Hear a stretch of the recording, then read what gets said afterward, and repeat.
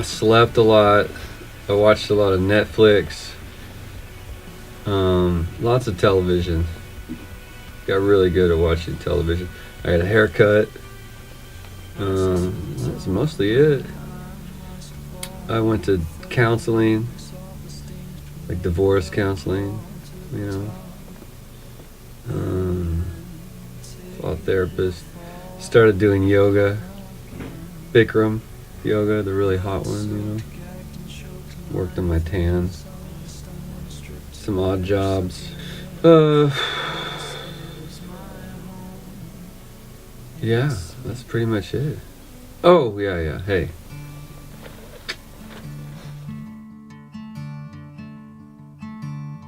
I got messed up.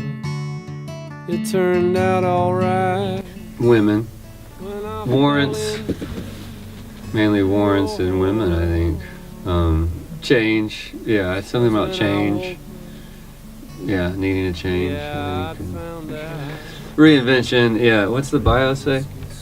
Something about reinventing myself.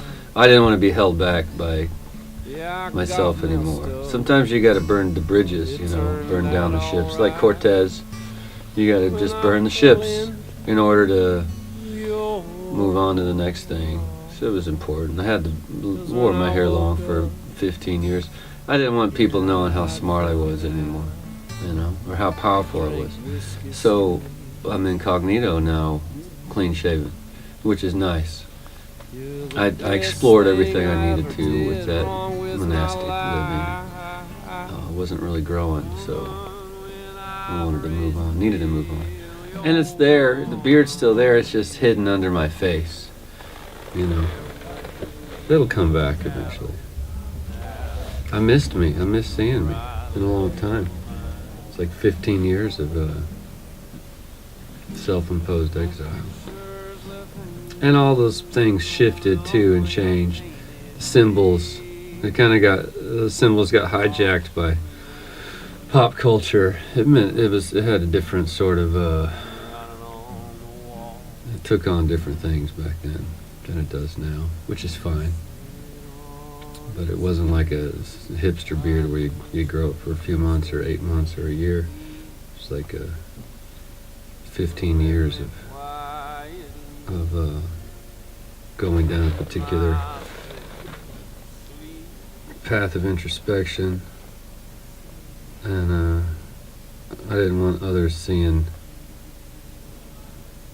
those powers, I guess. When I've raised hell, there won't be a star left untouched in your sky. It was written in 3 days, quickly. It's an exercise meant to be fun, frivolous, kind of silly, lighthearted, kind of stupid, joyful, joyous, not a lot of subtext, really to get on to the next, you know, burn down the old stuff and move on to other things. I want one of the songs to be immediate and popular. Was the aim of writing them. I don't know if it worked, but I tell you, I mean, it was over a year and a half ago. Recorded it a year March. So 15 months, and it's finally coming out. I didn't really think about the songs after I recorded them. I will tell you that they're not that dear to me. The love song is. Dire Straits is a good one. Love Straight to Hell, those are good. But it's meant to be pretty surface. No hidden agenda or meaning, you know. Not me.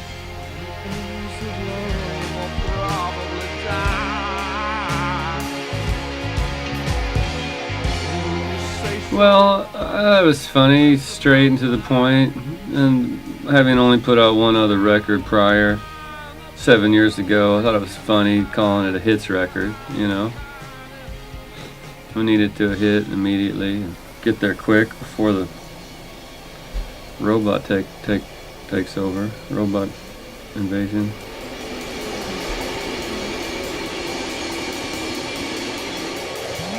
I don't know. What's the role of critics? Problem with critics is they're always so dang critical, you know. I mean, usually the role of critics is to safeguard culture and direct the traffic. You know, they're like police. They kind of beauty police, I guess. And it's a really high role, high esteem, and a lot of pressure on them. Checks and balances. I think, at least on the European side, they've done a good job. The reviews of this record thus far that we've got have been accurate. Kind of scratching the head, like, what's he doing? I think they've been pretty succinct, but they don't. It plays no real role in my creative process, as it shouldn't. You know, it's just a sounding board, and I think, from what I've been told, once you get popular, you eventually stop. Or they say to stop reading those, or that people say that they stop reading the reviews, but I doubt they do. I think most people keep reading them because they're interested to see the interpretation of how other people think that they're doing, that it informs their art. But thus far, it hasn't really informed my, other than to encourage with previous work that there may be people out there who give a damn or who do get it on a level that I would like. How much it'll play in the future, I don't know. Probably little as well. It's mainly friends. Friends play. If I have a few friends that kind of get it, or just know a few people that see some of the subtext, makes it feel like the worth is worth it. But I don't believe that old adage that the only good critic is a dead critic. They say that even in the worst hope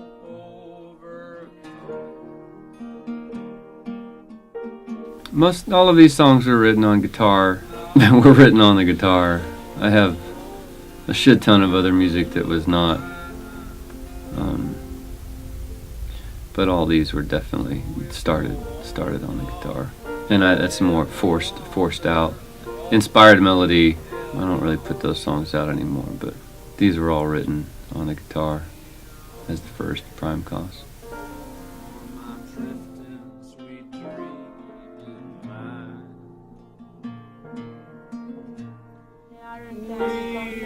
Why is that? That's what I want to know. Why are there no concerts in Italia? Italy. Perché? I love Italy.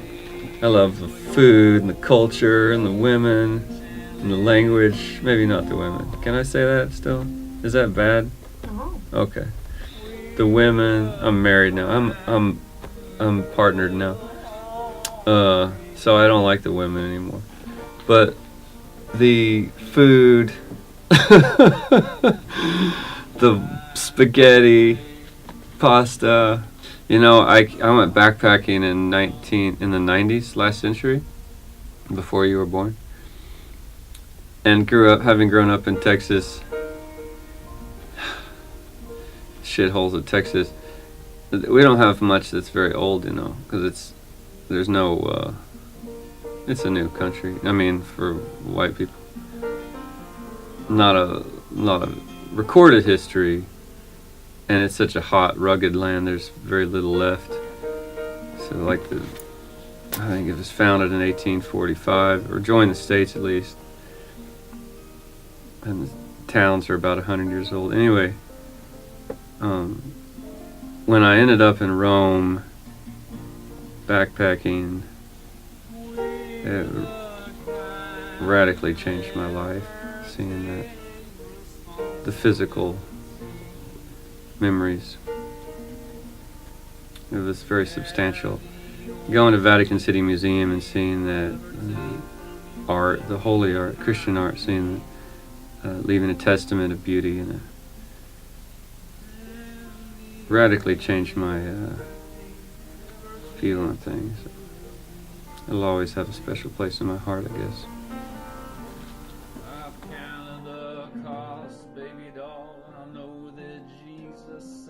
Cause nothing in this old world is for free.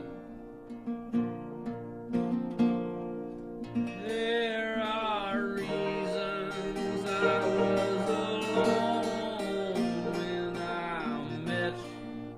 just Verdi. His Requiem is probably one of my favorite pieces of music. His melody is so inspired. All of his melody, it's almost too rich. Just completely inspired. And he did some of his best work, or at least his most popular work, late in the game, like in his 80s, I think. He wrote 3 of the most popular operas super late. Like he took a break for 20 years and then came back. Got an interesting story, because his name became a chant with the Italian people at the time when they were unifying Italy for the city-states, Verdi. I don't know if you know that story, but you should read it. It's good.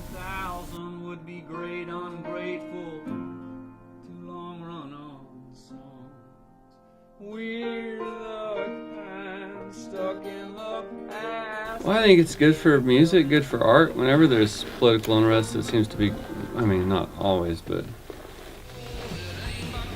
because there's most of the best art's reactionary, as long as it's not destroyed by those in power. But it should produce some good stuff that we deal with their pain.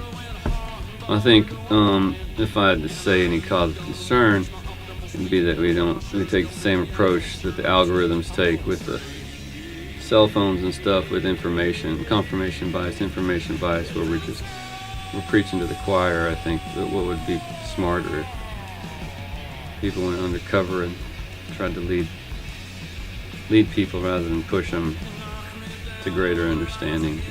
If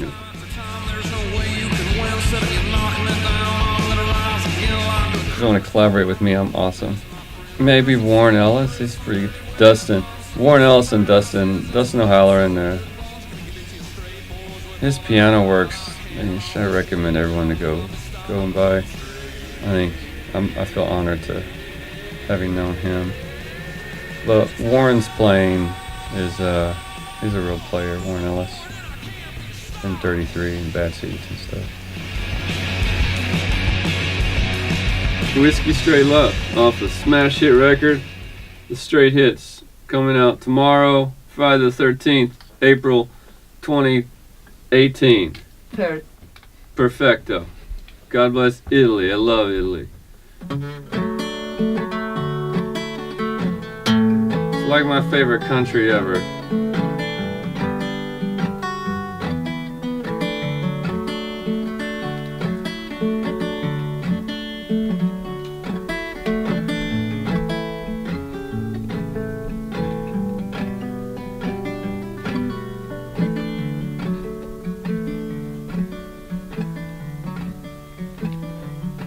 I got messed up, it turned out alright when I fell into your arms.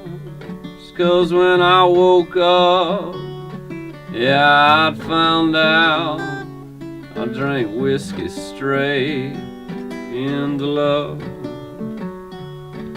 I got messed up, it turned out alright when I fell into your arms. 'Cause when I woke up, yeah, I'd found out I drank whiskey straight into love. You're the best thing I ever did wrong with my life. 'Cause the best thing I ever did was getting messed up that night, and then drinking myself sick, getting ripped 3 sheets to the wind, where it then appeared and stitched me back to life. I got messed up,